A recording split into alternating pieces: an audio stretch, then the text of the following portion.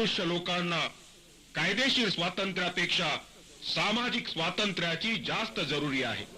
सामाजिक स्वातंत्र्य जोपर्यंत तुम्हाला प्राप्त होत नाही तोपर्यंत कायद्याने कितीही स्वातंत्र्य दिले तरी त्याचा काहीही उपयोग होणार नाही. मनुष्य मात्राला जितकी शारीरिक स्वातंत्र्याची आवश्यकता आहे तितकीच मानसिक स्वातंत्र्याचीही आहे. ज्याचे मन स्वतंत्र नाही तो मोकळा असून गुलाम आहे. ज्याचे मन स्वतंत्र नाही तो जिवंत असून मेला आहे. मनाचे स्वातंत्र्य ही जिवंतपणाची साक्ष आहे. Hello friends, welcome back to your favorite Speaker Surbi YouTube channel.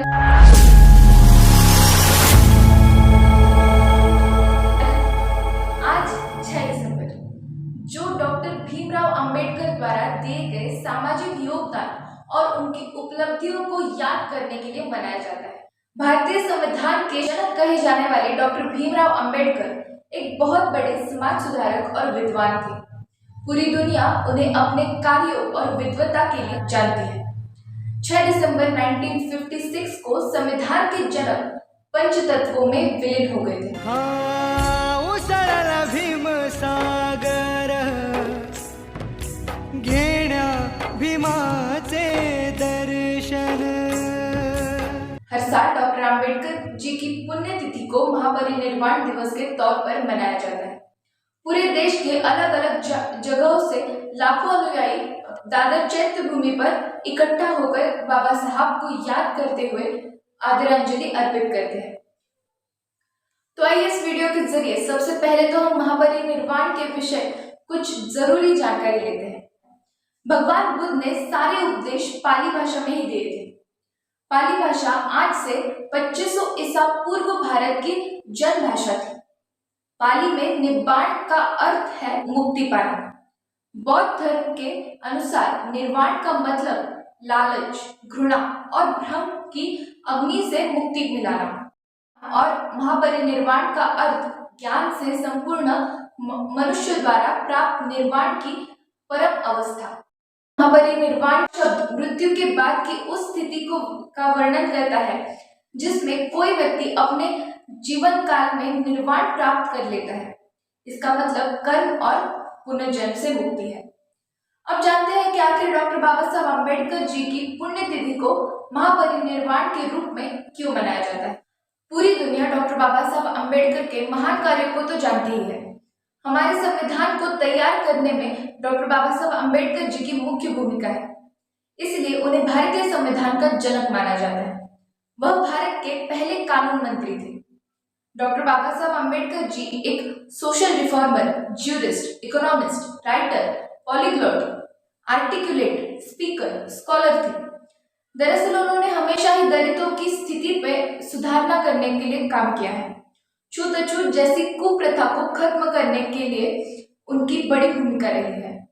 उनके अनुयायियों का ये मानना है कि डॉक्टर बाबा साहब अम्बेडकर के गुरु भगवान बुद्ध की तरह बाबा साहब भी काफी प्रभावी और सदाचारी थे और उनके कार्यों की वजह से उन्हें निर्वाण प्राप्त हो चुका है. यही वजह है कि उनकी पुण्यतिथि को महापरिनिर्वाण दिवस के तौर पर मनाया जाता है. अभी सवाल आता है कि डॉक्टर बाबा साहब अम्बेडकर जी ने बौद्ध धर्म कब और क्यों अपनाया था. आम्ही हिंदू समाजात हीन गणले आहोत. इतकेच नव्हे तर हिंदूंच्या असमानतेच्या वर्तणुकीमुळे आम्ही सर्व हिंदुस्थान देशामध्ये सर्वांपेक्षा हीन गणले गेलो आहोत. हा कलंक धुवून काढण्याकरता, नरदेहाचे चीज करण्याकरता जर कोणता एखादा उपाय असेल तर तो म्हणजे हिंदू धर्माचा, हिंदू समाजाचा त्याग करणे हाच होय. मैं हिंदू के रूप में नहीं मरूंगा के नारे अमल में लाते हुए उन्होंने 14 अक्टूबर 1956 को बौद्ध धर्म अपनाया. उनके साथ उनके 5 लाख समर्थक भी उनके रास्तों को अपनाते हुए बौद्ध धर्म में शामिल हो गए थे. बुद्धं नमामि धम्मं नमामि संघं नमामि बुद्धं नमामि. बौद्ध धर्म के लोग डॉक्टर बाबा साहब अम्बेडकर जी को बोधिसत्व मानते हैं. इसलिए उनके पुण्यतिथि को बौद्ध संकल्पना का महापरिनिर्वाण शब्द का प्रयोग किया जाता है. विचार के स्तर पर कार्ल मार्क्स को हमेशा से दुनिया भर में श्रेष्ठ माना जाता रहा। केवल बाबा साहब ही गौतम बुद्ध को उनसे बेहतर मानते थे।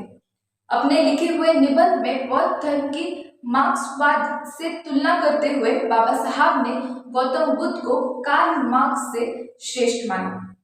उनके अनुसार दोनों की फिलॉसफी समान रूप से न्यायपूर्ण और खुशहाल समाज के लिए प्रयास कर रही है। फिर भी बुद्ध द्वारा सिखाई गई मेथड और दिखाए गए रास्ते मार्क्स की तुलना में श्रेष्ठ है। बुद्ध को हुक्मशाही मान्य नहीं थी। उनका जन्म लोकतंत्र में हुआ और वो लोकतंत्र में ही रहे और निर्वाण भी लोकतंत्र में ही हुआ। बुद्ध सर्वप्रथम साम्यवाद की संकल्पना करने वाले व्यक्ति थे। जब बाबा साहब ने बौद्ध धर्म के साथ दुनिया के अलग अलग धर्मों का अभ्यास किया तो उन्हें बौद्ध धर्म के अलावा बाकी सभी धर्मों में कुछ ना कुछ दोष नजर आए। हर एक धर्म द्वारा इस संसार में गरीबी और पीड़ा का गुणगान किया जाता है। लोगों को अलग दुनिया के सपने दिखाए जाते हैं, लेकिन ये दोष बुद्ध के बौद्ध धर्म में नहीं है। बौद्ध धर्म इस संसार में खुशी से रहने और कानूनी तरीके से धन कमाने की बात करता है। बुद्ध की मेथड मनुष्य के मन को बदलने की थी, उसके स्वभाव में बदलाव लाने की थी, ताकि मनुष्य जो भी करे वह स्वेच्छा से करे, बिना दबाव के करे। बौद्ध धर्म के अध्ययन करने के बाद ही बाबा साहब ने बौद्ध धर्म को 14 अक्टूबर 1956 को अपनाया। 6 दिसंबर 1956 को संविधान के जनक पंचतत्वों में विलीन हो गए थे। बौद्ध धर्म के नियमों के मुताबिक जहां उनका अंतिम संस्कार किया गया, उस जगह को अब चैत्य भूमि के तौर पर जाना जाता है। इस महापरिनिर्वाण दिवस पर संविधान के जनक डॉक्टर बाबा साहेब अम्बेडकर जी को मेरा शत नमन है। बुद्धं नमामि धम्मं नमामि संघं नमामि। नमो तस्स भगवतो अरहतो क्षमा समुदास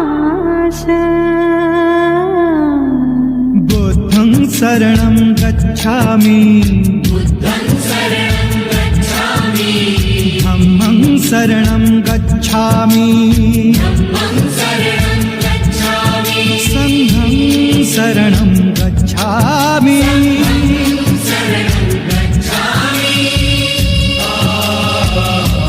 तो अगर आपको मेरी ये वीडियो पसंद आई तो लाइक जरूर करिए, शेयर करिए and don't forget to subscribe this channel. मिलते हैं अगली वीडियो में, तब तक के लिए नमस्कार। नमामि।